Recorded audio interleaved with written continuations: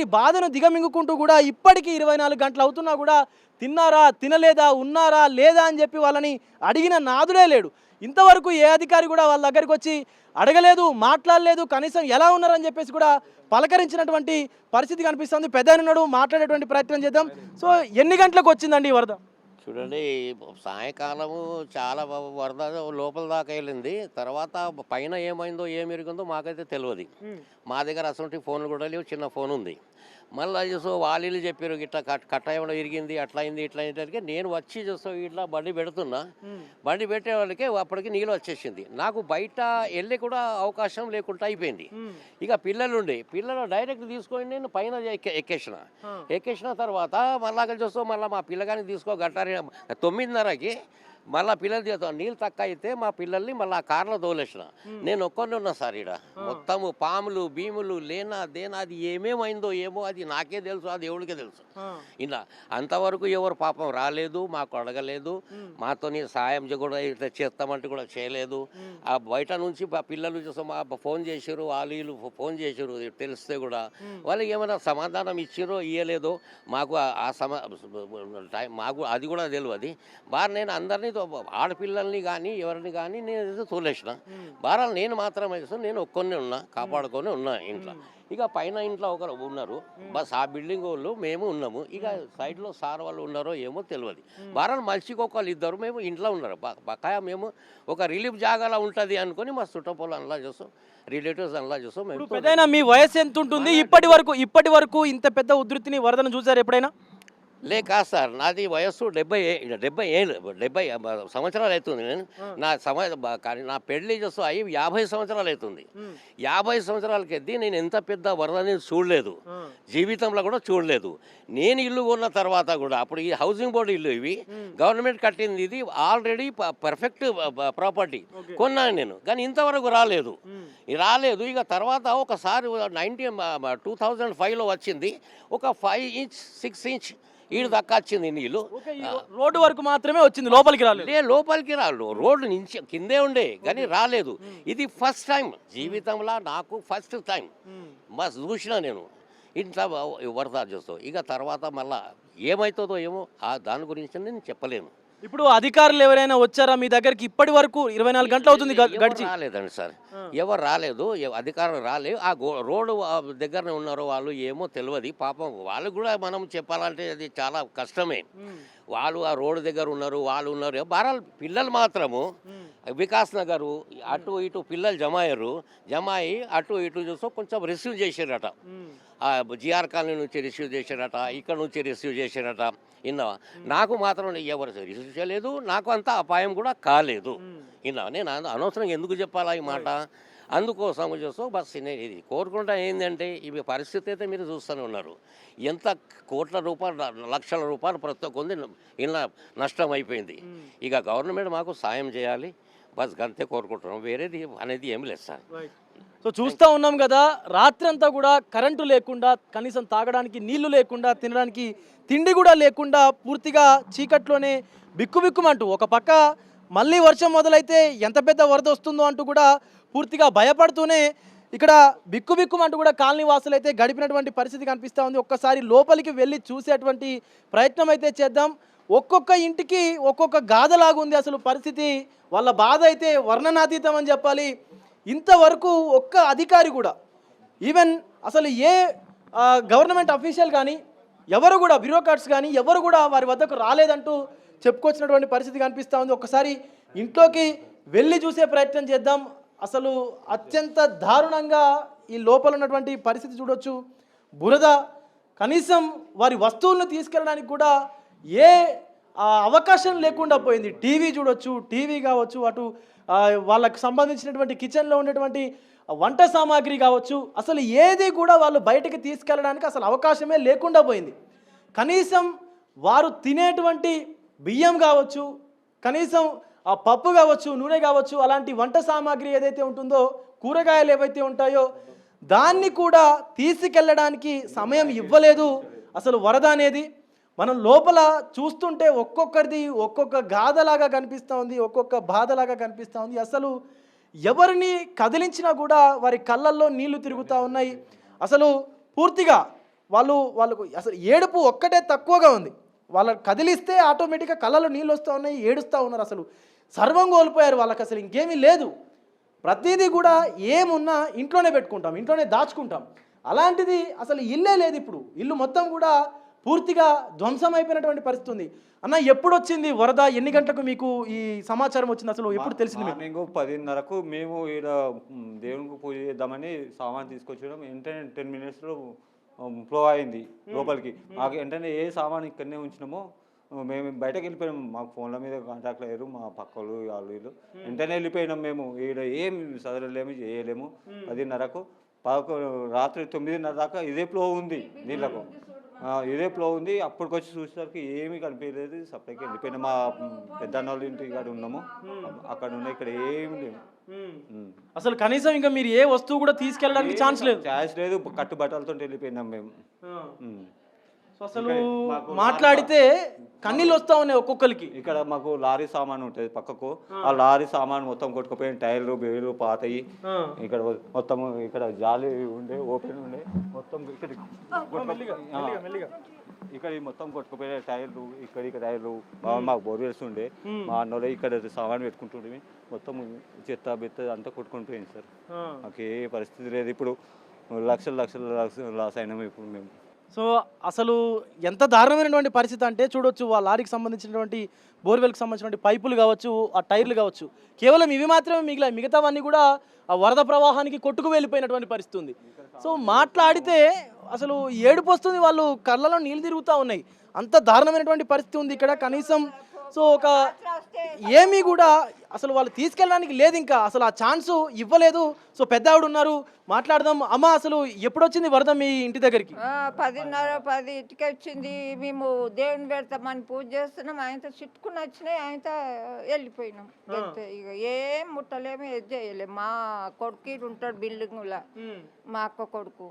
ఫోన్ల మీద ఫోన్లు చేస్తే అట్లనే పోయినాం. ఇట్లనే పట్టుకొని కట్టు బట్టలతో వెళ్ళిపోయారు. కట్టుబట్టలతో పోయినాం. అసలు ఎవరిని మందలించినా కూడా, ఎవరితో మాట్లాడినా కూడా వాళ్ళు వేసుకున్నటువంటి కట్టు బట్టలతో మాత్రమే ఇంటి బయట అడుగు పెట్టారు. ఇంకే వస్తువుని ఇంకా దేన్ని కూడా తీసుకెళ్ళలేదు. అట్లాంటి దారుణమైనటువంటి కండిషన్స్ అని చెప్పాలి. అసలు ఒక్కసారిగా ఈ కురిసినటువంటి వర్షాల కారణంగా ఏదైతే మనకు కామారెడ్డి పెద్ద చెరువు అలుగు ఉందో, ఆ అలుగు కూడా పూర్తిగా ఇక్కడ క్లారిటీగా కనిపిస్తుంది. ఒకసారి చూడొచ్చు. ఇక్కడి వరకు కూడా ఈ మార్కింగ్ కనిపిస్తూ ఉంది కదా, ఇక్కడి వరకు కూడా వరద ఉధృతి అలాగే కొనసాగింది చాలాసేపు. అంటే ఇంతకంటే ఎక్కువనే పైకే వచ్చింది. కానీ ఒక 5-6 గంటల వరకు ఇదే మోతాదులో వరద కొనసాగింది. సో అలాంటప్పుడు లోపల ఇంకా ఏ వస్తువు అయినా పనికొచ్చేటువంటి అవసరం ఉంటుందా? అసలు ఇంకేది పనికిరాదు. వాళ్ళు గ్యాస్ కానీ, వంట సామాగ్రి కానీ, లేకపోతే ఇతరత్ర కూరగాయలు కానీ, వాళ్ళు దాచుకున్నటువంటి డబ్బులు కానీ, పిల్లల సర్టిఫికెట్స్ కానీ, అసలు ఇంకేది కూడా పనికొచ్చేటువంటి అవకాశం లేదు. ఇంకా అసలు వాళ్ళది ఎలాంటి దారుణమైనటువంటి పరిస్థితి అంటే, కనీసం ఏదైనా విలువైన వస్తువు ఉంది దాన్ని తీసుకొని బయటికి వెళ్దాం అనేంత టైం కూడా ఇవ్వలేదు అక్కడ. ఒకసారి ఇల్లు చూడొచ్చు, ఇంకా కూడా బురదలోనే అలాగే ఉంది. సో వీరికి లోపలికి ఎలా వెళ్తున్నారు, ఎలా వస్తున్నారు కూడా తెలియట్లేదు. ఇప్పటికే మనం నడుస్తుంటేనే మా ప్రాణాలు కాపాడుకుంటే చాలు, మేము బయటపడితే చాలు తప్ప మాకు ఇంకేం వద్దు అన్నటువంటి పరిస్థితే కనిపిస్తుంది. ఒక్కసారి ఇంట్లోకి వచ్చి చూస్తే కనుక అసలు ఎంత దారుణమైనటువంటి పరిస్థితి అంటే, పూర్తిగా ఇల్లంతా కూడా బురదమయం. సో ఇక్కడ పిల్లలు చదువుకునేటువంటి పుస్తకాలు ఏవైతే ఉన్నాయో, ఆ డైరీలు కావచ్చు, వాళ్ళకి సంబంధించినటువంటి నోట్బుక్స్ కావచ్చు, సో ఇవన్నీ కూడా పూర్తిగా వాళ్ళు ఆడుకునే ఆట బొమ్మలు కావచ్చు, సో నోట్బుక్స్ అన్నీ కూడా మట్టి. అసలు ఇదంతా బురద చూడండి. వాటిపైన అంతా పాడైపోయి మొత్తం ఇదంతా షేడ్ అయిపోయినటువంటి పరిస్థితి కనిపిస్తూ ఉంది.